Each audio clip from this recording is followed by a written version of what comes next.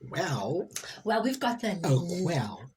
Is it a quelly? No, it's a quail. It's a quail. A lemon flavored drink. Where do they come with that name? Is it now?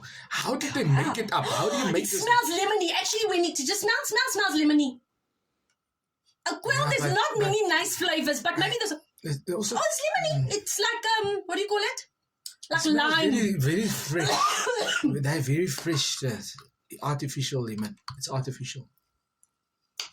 I think my taste buds are unbuggered. I think we need a bit of a palate cleanser. I'll be honest with you, my taste buds are gone. But honest with you, bucket.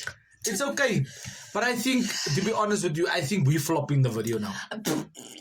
Because we've had too many of these flavors and they're all sitting everywhere. So it doesn't taste like nothing. Yeah, it almost tastes the same. I think we must do one video a month of one of these things. Yeah. And then I think we must have like a wash down. I think we must have like bread or something.